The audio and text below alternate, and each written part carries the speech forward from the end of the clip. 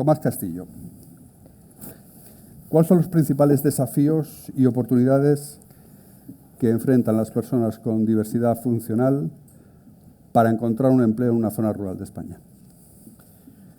Bueno, nosotros que venimos trabajando en Cantabria ya 40 años, generando oportunidades de empleo para personas con todo tipo de discapacidad, también personas con problemas de salud mental. Iniciamos hace 9 años un proyecto en la Comunidad Valenciana precisamente para conocer mejor y para ver cómo podemos afrontar juntos este gran reto de que las personas con discapacidad puedan seguir viviendo en el campo y tengan oportunidades, tengan futuro en el campo. El mayor reto que tienen las personas con discapacidad es que se crean en sus posibilidades, ¿no? Que puedan trabajar como los demás.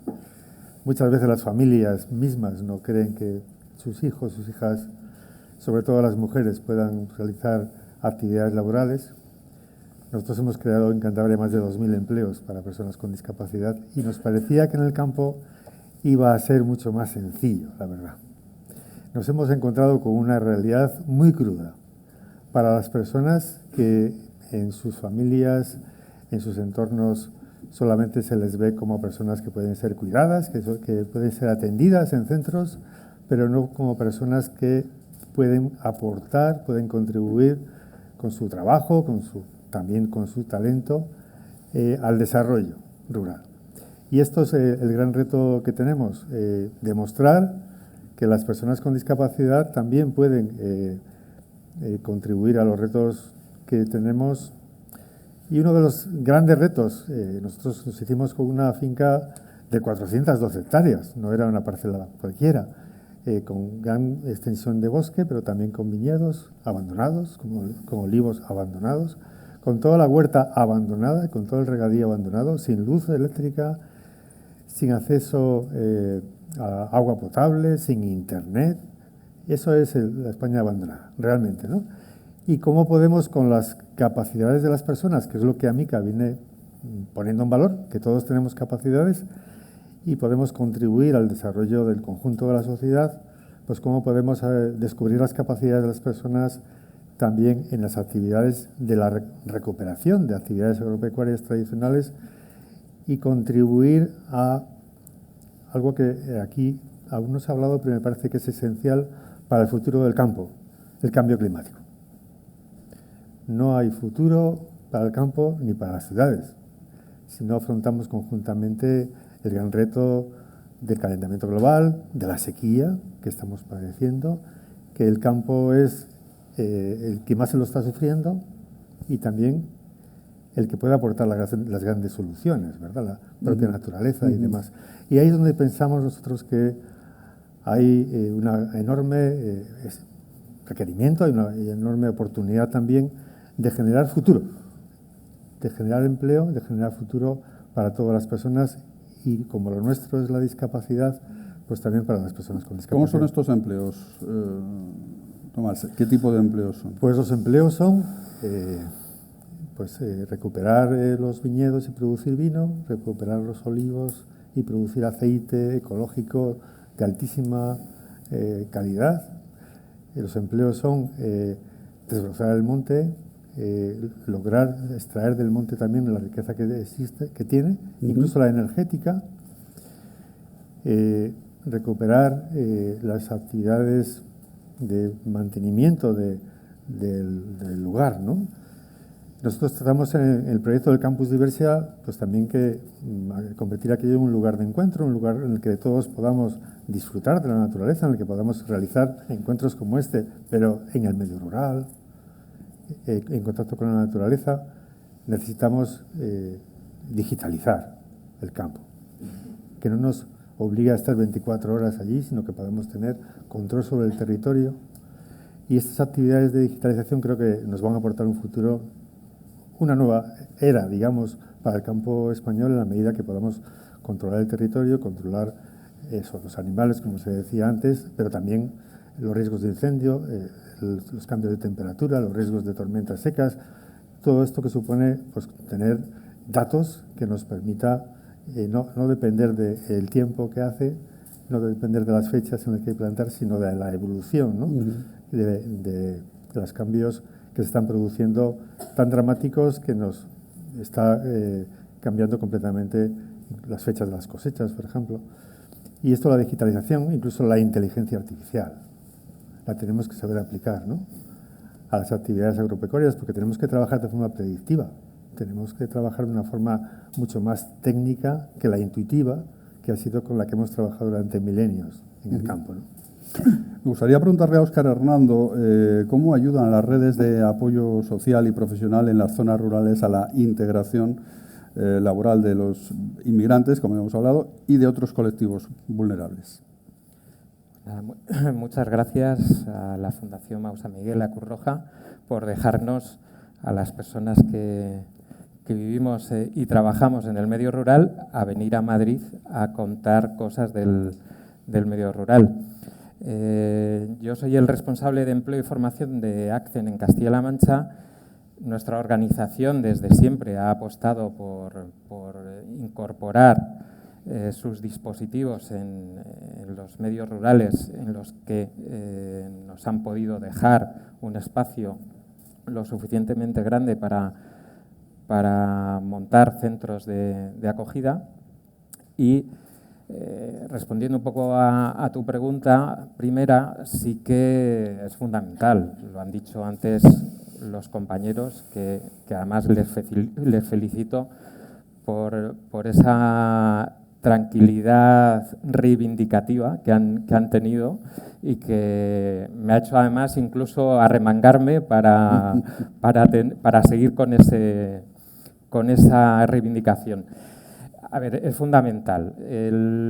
Las personas migrantes, cuando llegan a los medios rurales, se encuentran totalmente desorientadas, incluso en nuestros dispositivos, que la gran mayoría son dispositivos para solicitantes de protección internacional, es decir, que son personas que vienen de conflictos en los que han tenido que salir pues casi de un día para otro y llegan a un sitio en el que totalmente es desconocido para ellos, que tienen pues un bagaje en su mochila vital que no les ni les llama el medio rural ni les llama el medio urbano, suficiente tienen con convivir.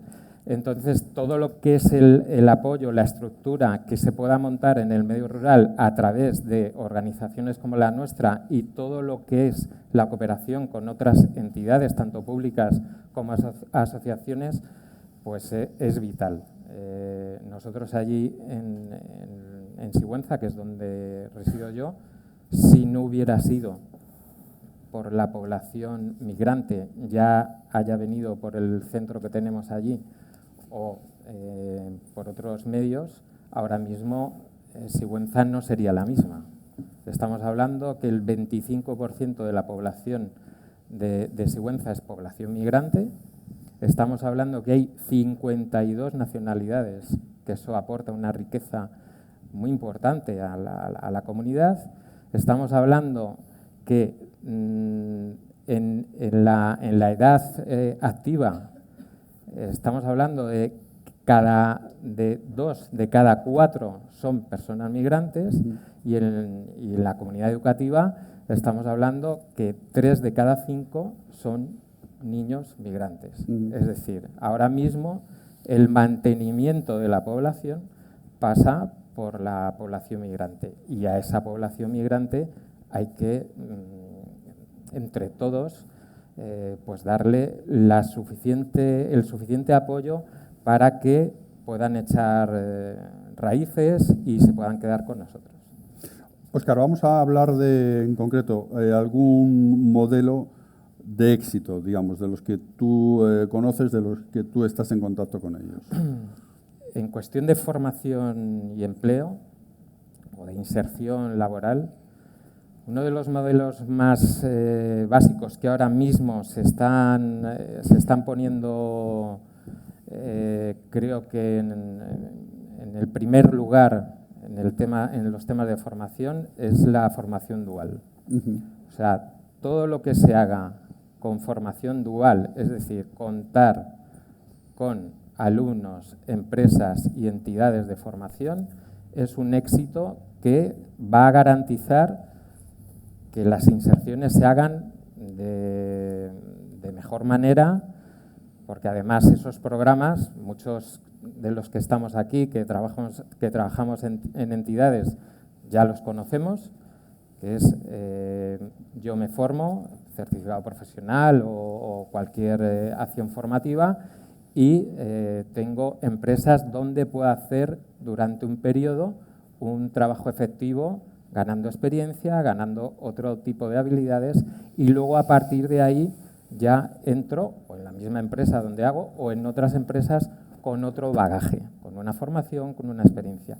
Eso ahora mismo, que está funcionando ya muy bien en formación profesional, en la rama educativa y en la de empleo en ciudades, eso en el medio rural, porque ya lo hemos constatado, yo creo que funcionaría. Y es algo que es aplicable, porque las subvenciones que hay de las diferentes comunidades autónomas están ahí y creo que por ahí tenemos que ir enganchando a estas personas. Muy bien, Óscar. Teresa Romero, Cruz Roja, País Vasco. Allí estáis desarrollando proyectos de inserción laboral, concretamente centrados en la mujer. ¿Cuáles son las principales barreras que siguen enfrentando las mujeres en las zonas rurales para acceder a oportunidades laborales? Sí, bueno, gracias por la invitación y buenos días. Por poner en contexto, sí, nosotros en Cruz Roja llevamos tiempo trabajando en diferentes programas que intentan la inserción sociolaboral de las personas que están en dificultad. En este caso me preguntabas por las barreras que enfrentan las mujeres en el mundo rural. Bueno, la primera en cuanto a la oferta en sí. Hay escasez de oportunidades, ¿vale? En los entornos rurales hay pocas oportunidades porque hay una baja densidad de empresas y además hay poca diversificación en cuanto al tipo de empleos que hay y que pues no siempre coinciden pues con las habilidades o con los objetivos profesionales de estas mujeres, ¿no? El que haya poca oferta pues es especialmente perjudicial para las personas con baja cualificación, ¿no? Porque no pueden tienen que acceder a sectores tradicionales que muchas veces están en declive y que pues que pierden fuerza debido pues a la mecanización o a la baja rentabilidad y que se van deteriorando. Acceden a salarios bajos y a condiciones precarias. Entonces, en cuanto a la oferta, es que hay poca oferta y que esta oferta pues no es una oferta de calidad. Además, muchas de las personas que nosotros atendemos pues son personas migradas. Y encontramos que a veces las ofertas se cubren de manera informal, es decir, a través de personas conocidas o de referencias. Entonces, estas personas que llegan de lugares pues más alejados y que llegan a estas zonas, pues tienen menos conocidos y con lo cual también a veces menos oportunidades. Luego, pues hay barreras en cuanto a la brecha tecnológica, la brecha digital. No tanto, como han comentado antes, la brecha digital de la falta de conexión, que eso es cierto que se va solucionando, sino que las personas que nosotros atendemos tienen una brecha digital, pero de conocimiento en muchas ocasiones, es decir, e incluso material respecto de no tener capacidad de adquirir dispositivos. Entonces, nosotros desde nuestros programas en Cruz Roja intentamos pues paliar esa parte de conocimiento para que puedan realmente, y también la material, ¿no? Con préstamos de equipos y de tarjetas de datos para que puedan hacer frente a esos gastos.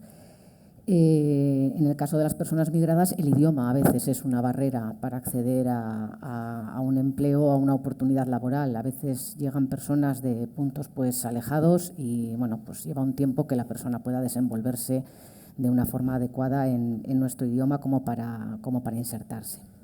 Luego, las mujeres en concreto sufren una barrera más, que es la de la conciliación familiar.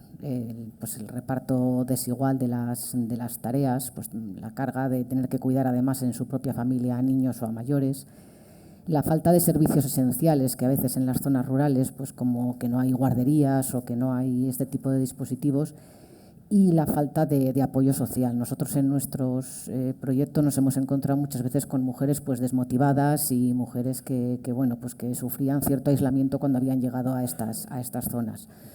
El acompañamiento, como se ha comentado anteriormente en la mesa, es absolutamente fundamental, y desde Cruz Roja por eso pues nuestras iniciativas siempre pues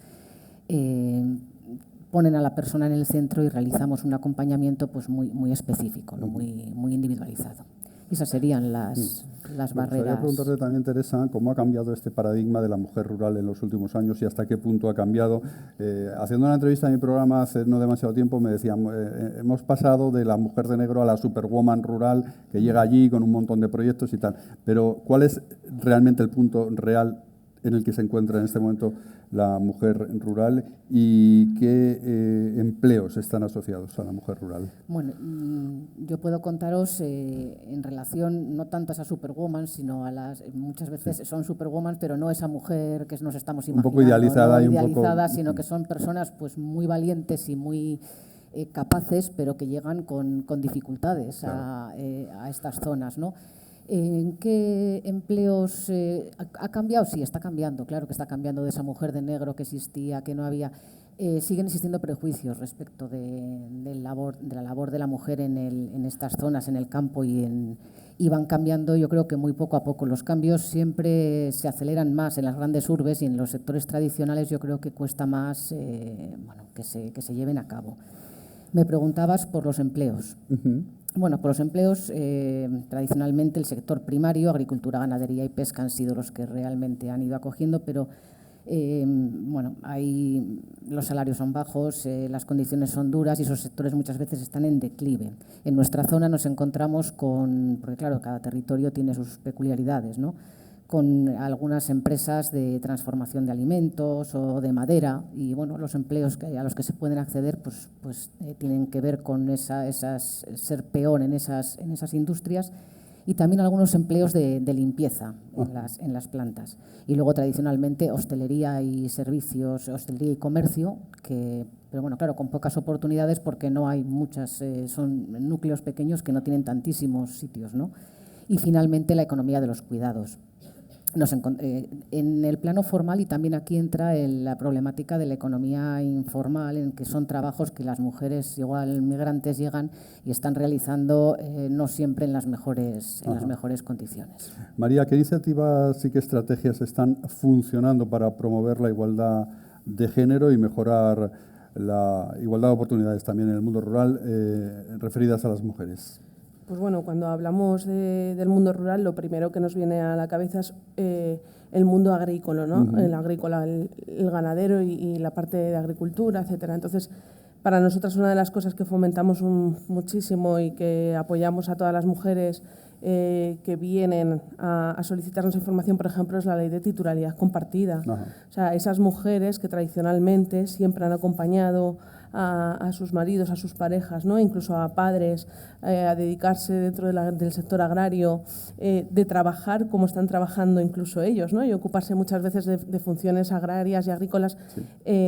Y bueno, pues la ley de titularidad compartida ha ayudado a que esas mujeres adquieran los mismos derechos para realizar esas actividades dentro de una explotación agrícola, y que bueno, pues es una nueva forma jurídica que además está teniendo muy buena aceptación en muchas comunidades autónomas, ¿no? Castilla y León, por ejemplo, está en cabeza, Castilla-La Mancha, Extremadura es donde más explotaciones hay, pero sin embargo nos encontramos que hay comunidades autónomas, el caso de Madrid, que como tú bien decías en la presentación, pues sí, hay zona rural en la Comunidad de Madrid, ¿no? Y nos encontramos que hay 0 explotaciones ganaderas y agrícolas registradas con titularidad compartida, ¿no? Entonces, parte de nuestra función desde FADEMUR, de ese impulso a la mujer rural, por ayudarla a emprender, por ayudarla en el tema sociolaboral, bueno, pues es impulsar, por ejemplo, una de esas estrategias es esta, y luego nosotras hemos apostado mucho también, como decía Teresa, también la mujer rural adquiere por tradición o por herencia ese cuidado de los mayores, ¿no? Ese cuidado de los más pequeños de la familia, pero lo hacen porque sí, porque eres la mujer y ha tocado, ¿no? Entonces nosotras estamos apostando mucho por formar a esas mujeres, por ofrecerles, por profesionalizar ese trabajo que ya están haciendo dentro de su familia, las formamos. Y unas estrategias, yo creo que además en el mundo rural, hace poco lo comentábamos algunos ponentes que tuvimos la oportunidad de vernos, es fomentar el cooperativismo. Es fundamental, es una salida muy importante dentro del medio rural, pero también muy desconocida, que da mucho miedo, pero que sin embargo tenemos dentro de FADEMUR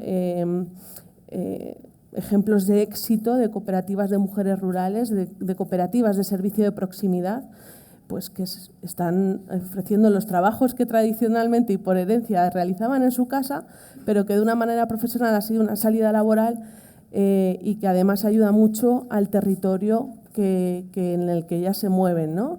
Y bueno, pues yo creo que son estrategias importantes y creo, y ya termino, que además es bonito estos encuentros porque también podemos reivindicar las distintas entidades que somos el nexo de unión entre las zonas rurales y las administraciones tanto públicas y privadas que se encuentran en las ciudades, ¿no? Que es algo que estamos reivindicando mucho. Y la importancia que tenemos cada una de nuestras entidades dentro del territorio, ¿no? Y yo creo que es importante, además, cada uno sabemos de un sector, ¿no? Y lo bonito que es crear esas alianzas y yo creo que esa estrategia de apoyar a este tipo de entidades que trabajamos cada día en cada municipio, que las visitamos, que hacemos formaciones, que hacemos encuentros, ferias también, pues creo que esas estrategias deben de continuar. Has hablado, María, de la ley de titularidad compartida, fundamental para que las mujeres tengan acceso y tengan propiedad en el mundo de la agricultura y de la ganadería. Has hablado de cooperativismo. ¿Alguna iniciativa más que pueda favorecer la inserción laboral de las mujeres en el mundo rural? Bueno, al final el cooperativismo, quiero decir, porque además con Teresa lo comentábamos hace poco, que es una salida profesional, pero que hay que trabajar muchísimo y que de ahí la importancia de estas entidades, o sea, ese nexo con la burocracia, ¿no? Hablamos mucho de emprendimiento y estamos hablando mucho de digitalización, pero alguien las tiene que ayudar. Hay veces que llegan una carta, una notificación y no es que necesito que me la traduzcáis, ¿no? Y esa es la importancia de todos nosotros en las mujeres. Entonces, más estrategias. Bueno, pues dentro de la digitalización, nosotros, por ejemplo, estamos haciendo también un curso de formación, por ejemplo, de pilotas de drones, ¿no? Es algo que está muy en auge y que, sin embargo, para el sector agrícola es fundamental. Estamos formando, llevamos ya 486 ganaderas y agricultoras que, bueno, pues ya no tienen que salir por la noche a ver afortunadamente ya no tienen que salir por la noche a ver, pues, es que resulta de que el ganado se ha salido, se ha ido, no lo sé dónde está. Bueno, pues les estamos dando, que parece como de película, ¿no? Esa oportunidad de controlar las plagas dentro de los cultivos, controlar el ganado, y es una salida profesional, porque además también es un sector que está muy en auge y que además ellas de aplicarlo a sus propias explotaciones las están llegando ofertas laborales. Y además es una forma que lo enlazo con el incentivar a los jóvenes a que se dediquen a esas explotaciones que no tienen relevo generacional, ¿no? Entonces es como un chute de energía, ¿no? El decir, es que las podéis modernizar, es que gracias a las nuevas digitalizaciones, a los nuevos métodos, ya no es el trabajo que realizaba tu abuelo en esa explotación, es que puedes mecanizarlo, puedes profesionalizarlo de una forma que es mucho más atractiva y que para ese sector joven, que es donde también tiene oportunidades de trabajo, ¿no? Los jóvenes de los municipios. Pues bueno, yo creo que esos son impulsos que son muy importantes. Gracias, María. Voy a hablar precisamente ahora de los jóvenes con Tomás Castillo y con Óscar Hernando. ¿Qué tipo de programas de formación y empleo están siendo efectivos para apoyar precisamente a la población más jóvenes, a jóvenes con diversidad funcional, para integrarlos en el mercado laboral, en el ámbito rural y a jóvenes, por ejemplo, inmigrantes también? Sí, nosotros venimos trabajando en esa metodología dual ya hace más de 30 años y nos ha resultado muy eficiente y muy eficaz también, ¿no? Que las personas tengan oportunidad de formarse. En la formación está en gran medida la clave para tener luego opción al empleo y a empleo de cierta calidad, digamos, y empleo estable, ¿no? Y por eso, para las personas con discapacidad, diseñamos un modelo de formación vinculado al empleo que nos ha permitido formar a más de 4.000 personas, pero también que más de 2.000 estén trabajando ya, ¿no? Y yo creo que es una de las claves también para el campo, ¿no? Tenemos que avanzar en nuevas tecnologías, tenemos que avanzar en la digitalización, tenemos que avanzar en nuevos modelos, ¿no? y eso requiere formación. No se puede ir a pensar que trabajar en el campo es ir sin más con una herramienta tradicional. Y también hay que tenerla, evidentemente, pero hay que trabajar sobre otros ámbitos, sobre otros conocimientos que permitan a los jóvenes encontrar que hay futuro y que les llame la atención. Y también romper con la esclavitud, ¿no? Yo creo que este es un concepto fundamental. Siempre las personas que se han dedicado al campo han estado todos los días del año, casi 24 horas pendientes de las tierras, de los animales y demás. Los jóvenes quieren tener libertad y para eso la digitalización es una oportunidad de oro, ¿no? Desde mi terminal móvil pueda controlar efectivamente el ganado, pueda controlar las cosechas, pueda conocer si hay plagas, pueda conocer la temperatura del suelo, la temperatura del bosque que estoy custodiando.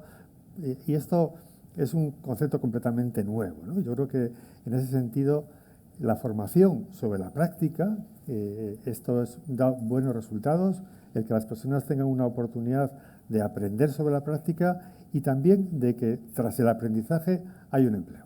Una de las cosas que ha hecho Amica en estos 40 años es garantizar a las personas que al finalizar un proceso formativo se les ofrecía un trabajo, ¿no? Y ese trabajo servía a su vez para conocer por dentro el mundo laboral y poder promocionar a trabajar en otras empresas, no para que estén permanentemente con nosotros, sino que el propio práctica laboral, digamos, te permite entrar en el mercado de trabajo. Es fundamental tener ese acceso al primer empleo porque adquieres confianza en ti mismo, vas conociendo por dentro el mundo de la empresa y eso te permite entrar en el mercado de trabajo, que es la clave, ¿no? Nosotros en ese sentido creemos que la formación dual que se plantea ahora realizar de forma extensiva, y nosotros lo hemos hecho a nivel micro, a nivel nuestro, nos ha dado resultados espectaculares. Óscar, no sé si quieres decir algo sobre esto.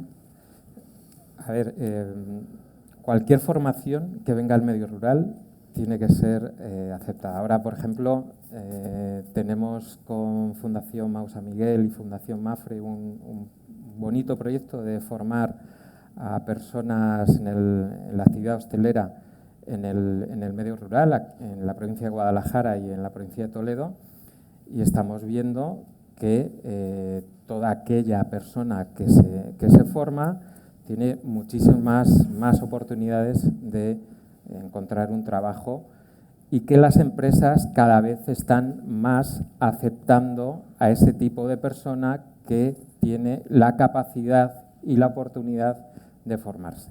Entonces, yo apuesto sobre todo por la formación dual. Creo que es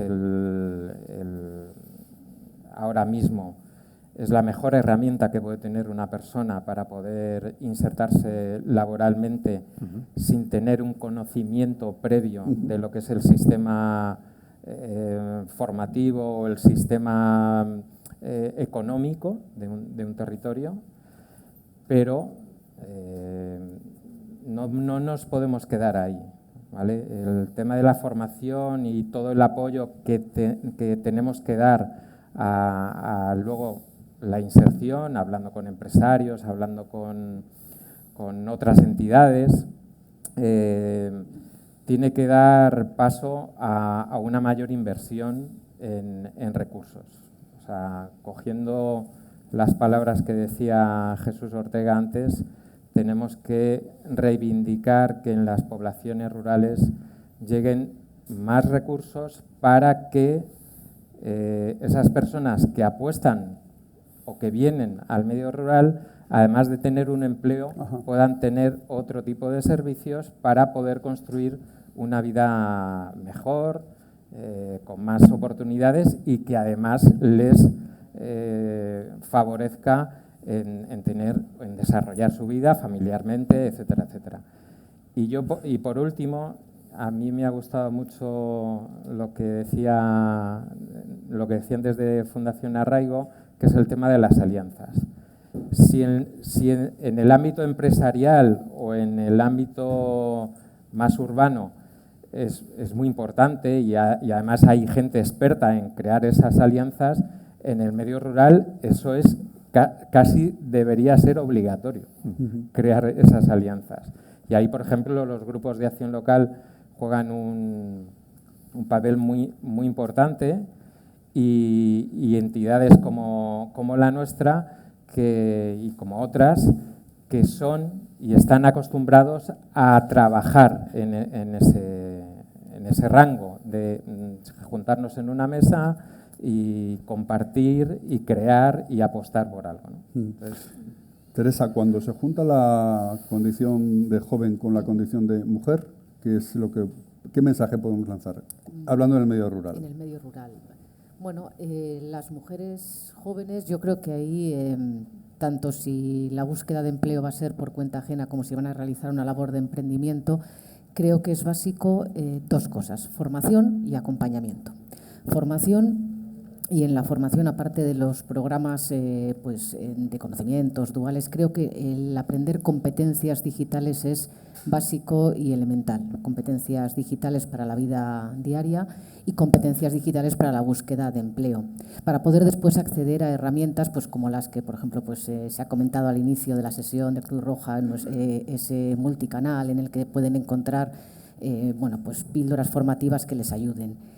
Y en el apoyo, visibilizar y empoderar a esas mujeres para que realmente crean en sus posibilidades y en que pueden hacer lo que se propongan dentro de su ámbito rural. Ajá. Sin más.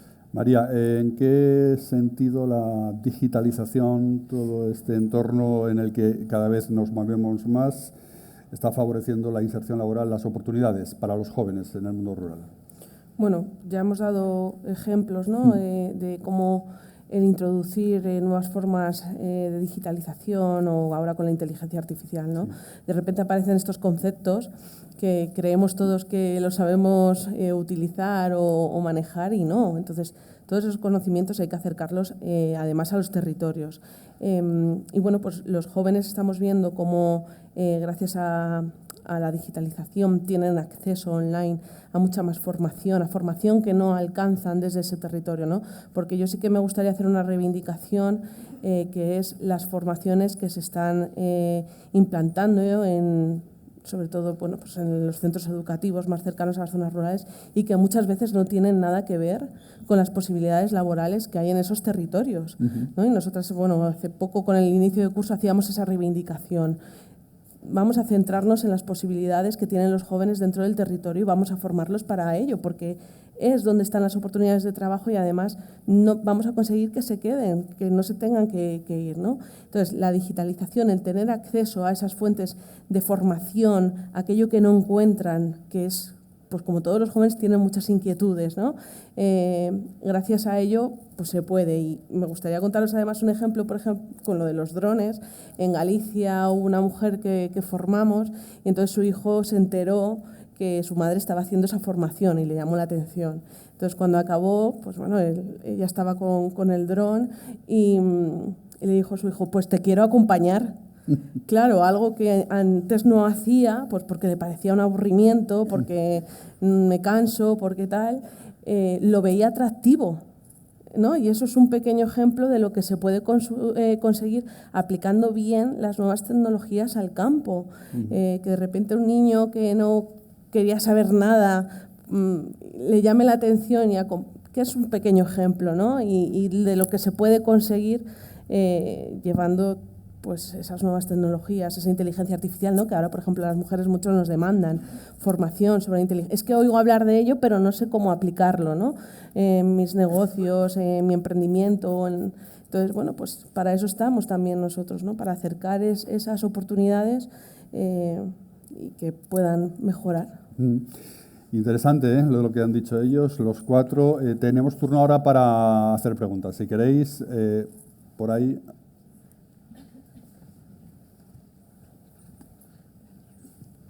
Hola, gracias por vuestras intervenciones, también a las de los anteriores ponentes.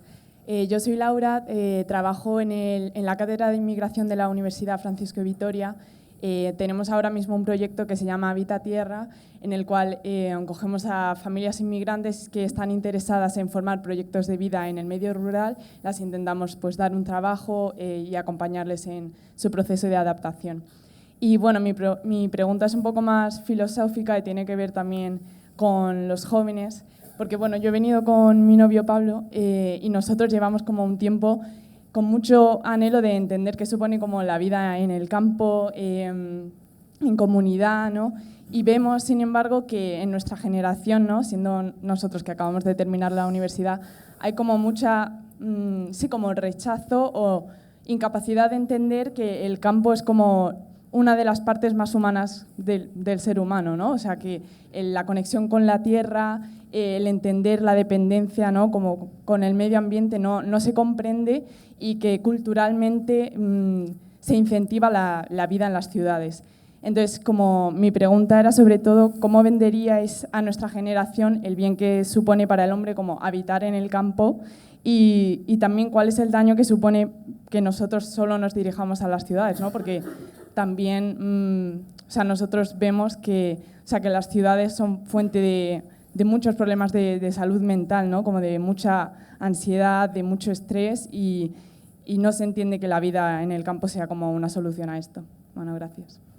Yo creo que Tomás está hablando de salud mental, igual, y bueno, cualquiera que queráis decir algo, lo que sea.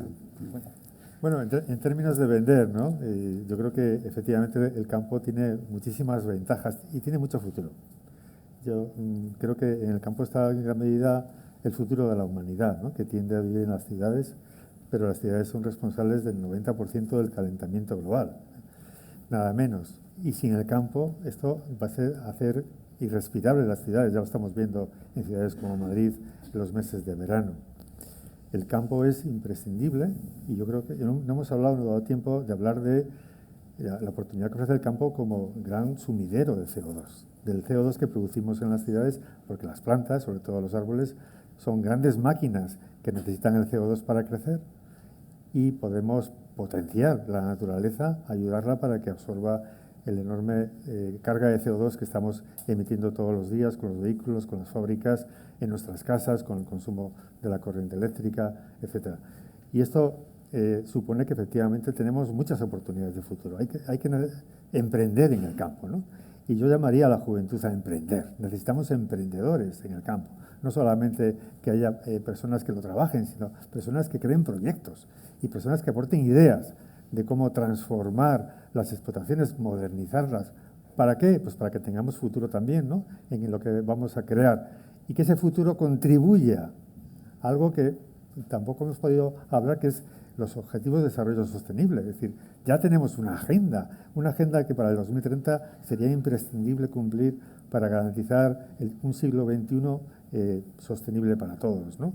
Y yo creo que las generaciones de jóvenes que estáis en la universidad o que estáis empezando el mundo laboral tenéis que plantearos claramente esa mirada al campo, pero no desde las ciudades. Hay que ir, hay que conocerlo y de alguna manera vivir también las realidades, ¿no? No se puede ir bucólicamente pensando que todo es bonito. El campo es duro, hace frío, hace calor, hay que madrugar, hay que luchar muchas veces contra la propia naturaleza, ¿no?, que se desata con tormentas y te puede destrozar cosechas. O sea que la realidad del campo es una realidad que requiere resiliencia, ¿no?, requiere ser muy constante.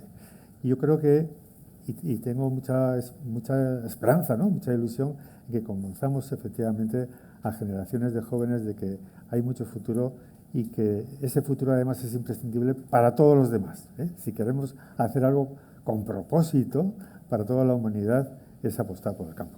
Bueno, pues hay que dar las gracias a todos nuestros... ¿Puedo un minutillo, añadir? sí.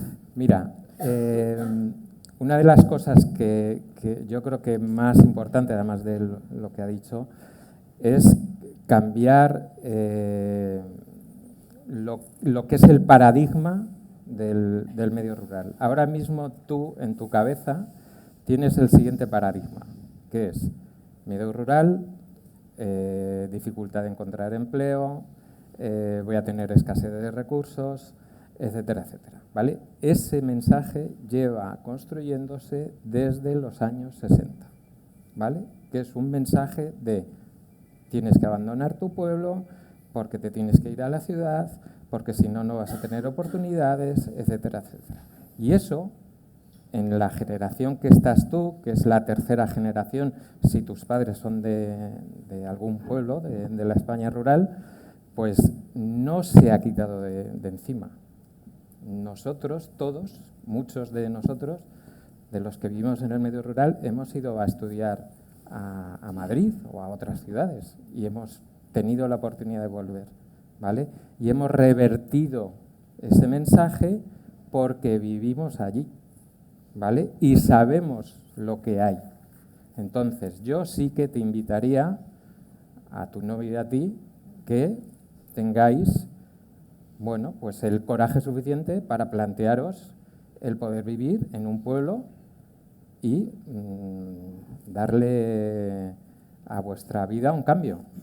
Y así podréis probar lo que es vivir en un medio rural. Esta generación, además, tenéis muchas más herramientas de las que existían antes. Entonces, investigación en el medio rural se está haciendo muchísima. O sea, gente, lógicamente, que, como dice Óscar, ha salido, ha estudiado fuera, ha vuelto porque es donde quiere estar, y se están desarrollando proyectos de investigación que, bueno, si contásemos aquí gente que conocemos seguramente, alucinas. O sea, Óscar Hernando, María Cano, Tomás Castillo, Teresa Romero, gracias. Un aplauso fuerte para ellos.